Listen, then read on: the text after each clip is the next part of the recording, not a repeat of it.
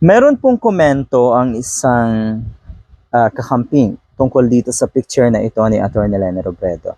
Sobrang busy ni attorney. Ilan kaya sa isang araw? Mukhang 2, 3 ang ina-attendan niya, lalo na po nung graduation season. Ang ina-attendan nga niya na graduation rites dahil invited as a speaker. Iba talaga ang Atty. Leni Robredo. Siguro sa mga susunod na araw, gagawa tayo ng mga speech ni Atty. Leni Robredo at ikukumpara natin sa speech ni Sara Duterte. Mahilig kasi magkumpara itong mga Pulangaw, so pagbigyan na rin natin. Okay? Naku, ilang beses na tayong nadismaya kung ano yung mga excuse na ginagawa ni Sara Duterte sa kanyang speech dahil nabablangko, dahil lutang na lutang at hindi prepared. Alright, si Atty. Leni Robredo, Diyos ko po, lalo talaga mapapahanga kayo pag nanunood kayo ng kanyang mga speech. At ang dami niyo pong matututunan. Phenomenal woman. Yun yung description. Pero dito nga sa post na ito, you are a one-time unique phenomenon in the universe. There is no one like you. Agree tayo, di ba? No one like BBM din naman, Marcos Jr. May uniqueness din sa kanya. Pero in a very negative way. Yung tipong hindi talaga pwedeng ipantapat sa isang Atty. Leni Robredo. Yan po ang katotohanan, okay? Pero pilit yung binabaliktad ng mga Pulangaw. Sige lang. So ito ay na-share ng isang Pulangaw at napakatindi po ng kanyang pananalitang ginamit. Matindi po talaga. So tandaan po natin, yung mga ganito, alam na natin kung anong gagawin. Pwede nyo puntahan, i-report, huwag nyo nang scroll or mag-scroll up para iwas engagement, diba? I-report na lang po natin yung mga ganitong post.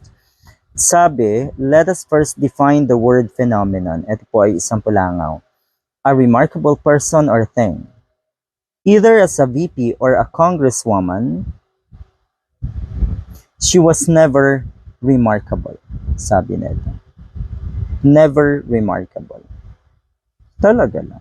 Hindi daw remarkable. Pero araw-araw nasa content nila.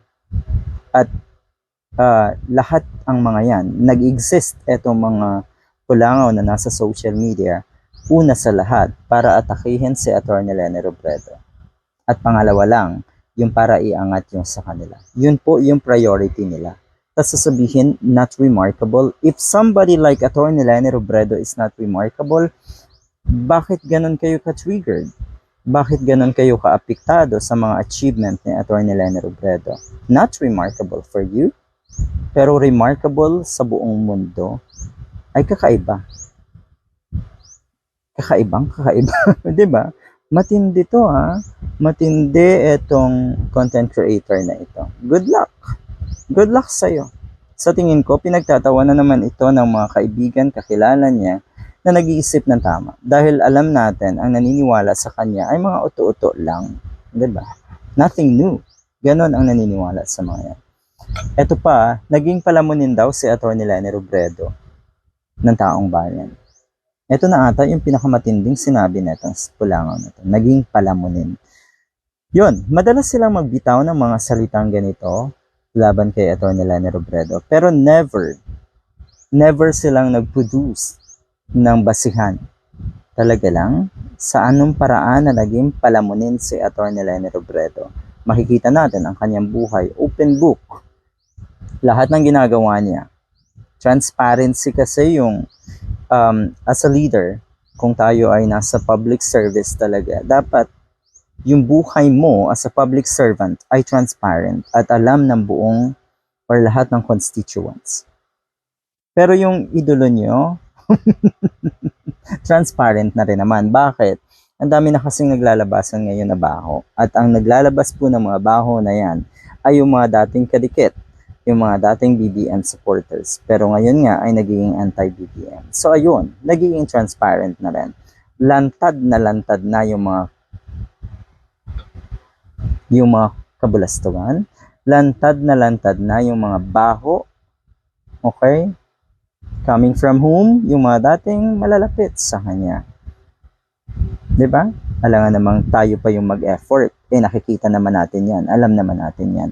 So, yung mga in-expose ng mga dating pulangaw na vlogger, yun po ay parang feeling natin, you see, tama kaming mga kakamping. You see, alam namin na yan noon pa. Siguro naman alam nyo din, nagmaang-maangan at nagbulag-bulagan lang kayo. So, ang feeling namin, exonerated kami. At napatunayan, natama kaming mga kakamping. Sino nga uli ang palamunin ng taong bayan? Patawa talaga to, no? Matindi, ha? Tandaan niyo po ito. Palamunin daw si Atty. Leni Robredo ng taong bayan. Katindi mo. Antindi mo. Sana, hindi ka bangungutin sa mga kasinungalingan mo, sa mga hallucination mo, yung mga nakikita nyo na negatibo kay Atty. Leni Robredo. Paano nyo na-i-imagine? Tapos yung mga positibo naman tungkol sa idolo nyo. Nako po, buti hindi kayo pinangingilabutan. Ha?